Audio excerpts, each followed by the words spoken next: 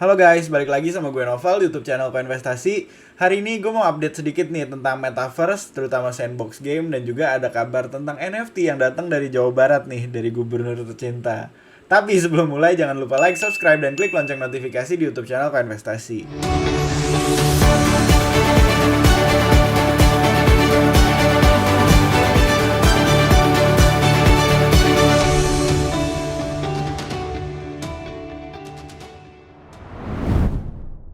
Nah, seperti yang kalian tahu guys, Sandbox baru aja naik gila-gilaan, Sand Token, karena gamenya tuh baru aja digandeng sama Adidas.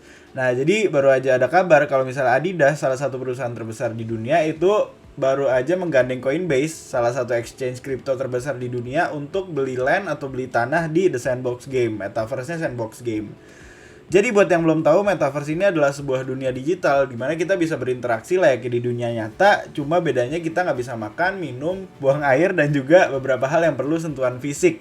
Jadi intinya kita tuh masuk ke dunia digital melalui avatar atau karakter yang kita sesuaikan untuk bergerak di dunia digital tersebut. Dan di dunia kripto, sekarang tuh yang utamanya banget adalah Decentraland atau tokennya Mana, dan juga The Sandbox Game atau tokennya Sand. Nah, jadi Adidas tuh baru aja beli dengan harapan kemungkinan akan membentuk ekosistem baru di metaverse-nya The Sandbox Game. Nah, kenapa tiba-tiba Adidas? Kayaknya sih karena beberapa hari yang lalu ada kabar kalau Nike tuh pengen bikin metaverse-nya sendiri namanya Nike Land. Nah, tapi bedanya Nike Land ini akan dibentuk di Roblox, game yang intinya metaverse tapi masih centralized. Jadi semuanya masih dikuasai oleh Roblox. Beda sama The Sandbox Game yang semuanya dikuasai oleh pemainnya, bukan oleh The Sandbox Game. Jadi Nike tuh pengen bikin Nike Land yang intinya Nike Land ini adalah tempat olahraga bareng-bareng tapi secara virtual. Nah, nanti game-gamenya gimana belum dikasih tahu sih, tapi intinya tuh ya bakal bentuknya kayak gini lah, tapi di Roblox. Nah, dari situ Adidas kayaknya merasa tertantang dan pengen bikin kayak dunianya sendiri juga, makanya dia langsung menggait The Sandbox Game. Nah, jadi The Sandbox Game itu tuh intinya sekarang gamenya tuh belum meluncur, metaverse-nya belum meluncur, belum bisa digunakan lah. Nah, tapi sekarang tuh udah ada versi utamanya yang lagi diuji coba. Nah, uji cobanya tuh mulai dari 29 November 2021 alias 3 hari lagi sampai 20 Desember 2021. Jadi ini tuh nggak semuanya bisa main, nggak bisa uji coba, tapi hanya beberapa orang tertentu yang dapat tiketnya. Nah, ini kayaknya yang udah register lama-lama dan beli landnya juga kayaknya yang dapat tiketnya. Tapi secara resminya nggak tahu siapa aja yang dapat. Nah, terus jadi intinya tuh kemungkinan besar semua orang baru bisa terjun atau baru bisa main tuh ya setelah 20 Desember ini. Kalau misalnya uji coba alpha versionnya ini atau versi utamanya, karena kan ada beta version itu uji coba, ada alpha version ini yang utamanya. Nah, nanti kemungkinan bisa main tuh kalau misalnya ini lancar dan ya udah nggak ada uji coba lagi. Nah, tapi intinya tuh sekarang metaverse lagi booming banget. Tapi di pasar kripto, metaverse yang udah bisa digunakan tuh cuma Decentraland. Nah, buat yang belum tahu Decentraland, bisa mampir aja nih ke artikel kita. Apa itu Decentraland? Panduan untuk pemula. Nah, jadi Decentraland itu sama The Sandbox Game sebenarnya intinya sama-sama pengen bikin metaverse dan dunia game lah, dunia nyata untuk kita berinteraksi. Dunia digital untuk kita berinteraksi layaknya dunia nyata. Nah, tapi itu ada perbedaan di avatarnya, di mana kalau di Decentraland ini udah bisa dimainin udah sejak 2019 dan dia benar-benar pertama banget lah di dunia kripto yang bikin metaverse lancar. Dan karakternya tuh benar-benar kayak gini, udah rapih kayak The Sims lah ibaratnya. Tapi dia benar-benar kita bisa ngomong, kita bisa melakukan apapun lah, dan semuanya tuh barangnya dalam bentuk NFT. Jadi bisa diperjualbelikan, kita bisa jual beli aksesoris, terus juga bisa jual beli gedung, bisa disewain juga, terus bisa jualan tanah juga, dan tanahnya dibangun gedung nanti disewain. Intinya tuh bener-bener kayak dunia nyata dan kita bisa dapat uang di dalamnya. Nah, ini kemungkinan The Sandbox Game juga sama, tapi karakternya tuh berbeda. Kalau Decentraland kayak lebih rapih, tapi kalau The Sandbox Game tuh lebih kayak gini nih, kayak Lego lah, mepet-mepet Lego. Kalau ini mepet-mepet The Sims, kalau ini mepet Lego. Nah, bedanya itu aja sebenarnya guys. Tapi ya Decentraland tuh yang metaverse utama dan udah bisa dimainin. Jadi intinya kalau mau main tuh tinggal pakai avatar sendiri, terus konekin aja ke MetaMask, terus bisa main. Dan kemungkinan Sandbox juga sama karena sama-sama Ethereum blockchainnya.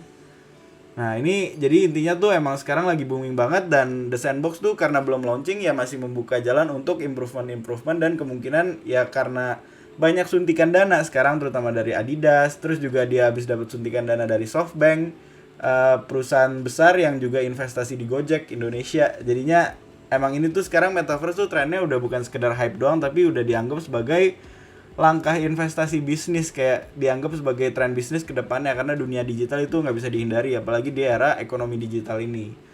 Nah makanya menurut gue pribadi ini jadi alasan kenapa The Sandbox Game harganya naik gila-gilaan. Ini kalau kita lihat grafiknya, dia dari akhir Oktober, 27 Oktober sampai hari ini pas banget 30 hari nih, 30 bars, 30 candlestick.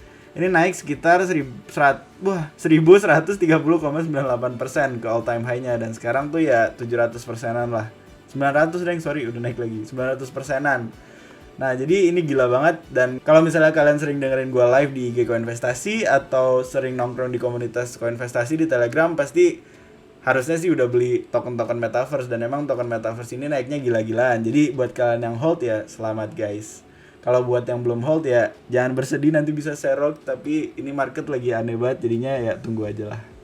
Nah, tren metaverse ini emang gila-gilaan banget karena di luar Nike, Adidas, Facebook pun juga kalau misalnya belum update tuh udah ganti nama jadi Meta, karena dia pengen bikin metaverse sendiri. Tapi dia tuh sama kayak Nike, sama kayak Roblox, jadi nggak ada centralized, kayaknya masih semuanya dikendalikan oleh Facebook, dan kemungkinan nanti transaksinya tuh pakai token yang pengen diciptakannya, yaitu namanya Diem atau tadinya Libra. Jadi kemungkinan tuh ya bakal kayak gitulah, dan sekarang tuh belum ada kabar jelasnya gimana karena masih dalam tahap pengembangan. Tapi kabar baiknya tuh Meta ini udah kayak udah merubah dunia banget lah, karena ini salah satu videonya, video uji cobanya di mana orang-orang tuh pakai Oculus. Kalau belum tahu, Oculus tuh kayak kacamata VR dan tangan virtual yang intinya bisa bikin kita gerak di dunia digital. Jadinya ini udah uji coba kemarin, ada orang yang meeting sama Facebook tapi pakai Metanya. Nah, jadi intinya tuh ini udah diuji coba dengan kacamata virtual reality dan juga tangan virtual yang intinya kita bisa gerak beneran. Jadi pas rapat tuh ya nggak kayak pakai Zoom atau pakai Gather yang sekarang lagi ngetrend, tapi bener-bener pakai Meta. Jadi kayak kita masuk ke dunianya dan kayak ketemu beneran sama orang, tapi bentuk orangnya tuh bentuk digital kayak gini. Jadi ini buat yang belum tahu, Oculus tuh bentuknya kayak gini guys, yang biasa buat main game juga. Ini bentuknya kayak gini tapi ada tangannya juga nih. Kalau misalnya mau lihat nih yang kayak gini. Jadi emang ini dunia tuh udah benar-benar berubah lah, karena kalau misalnya kalian belum dalamin tentang metaverse, tunggu aja nanti kita bakal bikin video juga. Tapi intinya saran gue pribadi coba dalamin deh, biar kalian gak ketinggalan sama improvement teknologi dan cara dunia bekerja ke depannya. Karena kemungkinan ini walaupun belum pasti, tapi ngeliat dana yang masuk ke metaverse tuh ya kemungkinan bisa jadi masa depan kita juga.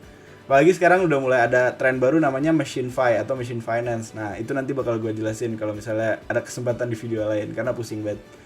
Nah, jadi kalau belum tahu metaverse, bisa aja masuk ke artikel kita, baca juga di artikel kita judulnya apa itu metaverse, dan di sini ya semoga bisa langsung ngerti lah. Nah, perlu diketahui juga kalau metaverse ini sebenarnya adalah tren di dunia NFT atau non fungible token, karena semua barang di metaverse ini adalah bentuknya NFT yang bisa diperdagangkan.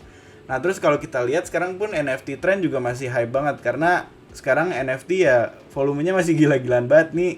Koleksi tertingginya masih Axie Infinity sama CryptoPunks yang volume gabungannya tuh 5,7 miliar US dollar. Dan CryptoPunk yang paling mahal sekarang harganya 529,77 juta US dollar. Plus marketplace atau tempat jual beli NFT paling tinggi atau paling ngetrend tuh OpenSea, volumenya masih nomor 1 di sekitar 11,76 miliar US dollar. Itu gila banget guys. Jadi tren NFT tuh masih berkembang karena duit yang muter aja di satu marketplace sudah segini. Kalau digabungin sama semua marketplace itu volumenya masih gila-gilaan dan terus naik. Nah, alhamdulillahnya orang Indonesia udah mulai aware dan kita nggak ketinggalan 3-5 tahun kayak tren biasanya. Karena contohnya ada gubernur kita tercinta, Gubernur Jawa Barat, Nah, jadi Indonesia nggak ketinggalan karena udah ada salah satu tokoh nih, Bapak Ridwan Kamil, yang udah acknowledge atau menyadari kalau misalnya NFT ini adalah tren yang baik dan kemungkinan bisa jadi kesempatan untuk memanfaatkan kesejahteraan perekonomian. Nah, jadi melalui tweetnya beliau tuh ngomong kalau misalnya beliau bakal bantuin karya seniman-seniman jalanan melalui bursa aset digital. Jadi karya-karyanya mau di NFT-in sama beliau dan mau dijual di OpenSea tadi yang volumenya terbesar. Nah, tapi as usual orang-orang yang baru tahu kripto pasti komen lah kalau misalnya OpenSea ini mahal. Jadi biaya transaksinya mahal. Ya walaupun nggak sepenuhnya salah, sebenarnya ada cara menghindarinya lah, menghindari biaya mahal tersebut. Nah, caranya itu dengan mengganti blockchain-nya guys. Jadi misalnya kalian baru masuk OpenSea, kalian pasti lihat kayak gini dan klik create. Dan ini gue kasih tahu caranya biar Nah ini gue kasih tahu caranya biar biaya kalian murah. Nih guys, jadi kalau misalnya kalian mau nerbitin NFT, udah upload di sini, udah nulis-nulis semuanya, nah ini jangan lupa ganti blockchainnya jadi Polygon. Nah karena Polygon itu seperti yang kalian tahu adalah sidechain atau blockchain sampingannya Ethereum. Jadi kalau misalnya di Ethereum lagi mahal atau lagi mandek, itu tuh bisa pindah ke Polygon atau koinnya tuh Matic. Nah jadi Polygon blockchain ini tuh udah kerja sama-sama OpenSea untuk memberikan penerbitan NFT dengan biaya ya 0. Tapi nanti syaratnya kalau misalnya terjual 2,5%-nya itu akan diambil oleh OpenSea. 2,5% dari pendapatan penjualan NFT-nya akan diambil oleh OpenSea. 2,5% jadi kayak zakat deh. Jadi tapi ini 2,5% intinya lah. Tapi emang nggak pakai biaya transaksi. Karena kalau kalian pakai Ethereum emang gas fees-nya gila-gilaan, bisa sampai 5 juta juga, 5 juta rupiah. Nah makanya cara menghindarinya pakai blockchain Polygon. Jadi semoga Bapak Ridwan Kamil menyadari ini dan ya alhamdulillah banget sih gue dengernya kayak Indonesia gak ketinggalan dan ini keren banget karena tren NFT berarti emang benar-benar tren dan bukan sekedar hype aja karena bisa sampai membantu kesejahteraan perekonomian dan disadari oleh tokoh penting di Indonesia. Nah jadi kalau Pak Ridwan Kamil mau minta bantuan bisa lah Pak, nanti saya bantuin cara publish dengan murah. Akrab nggak lah, ya begitulah pokoknya intinya guys. Jadi kalau misalnya kalian yang mau pakai NFT jangan lupa mau pakai OpenSea, jangan lupa pakai blockchain Polygon aja karena emang ya walaupun beda blockchain tetap terbitnya di OpenSea juga kok. Dan kalau misalnya khawatir bersaing sama yang blockchain Ethereum ya nanti cara promosiinnya bisa beda-beda. Gue pun juga udah mencoba dan ya tetap bisa kok kalau promosiinnya jago. Jadi tenang aja.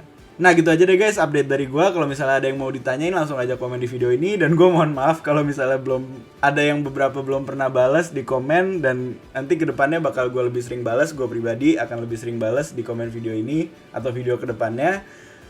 Jadi ya mohon bersabar dan thank you for your patience. Apa sih?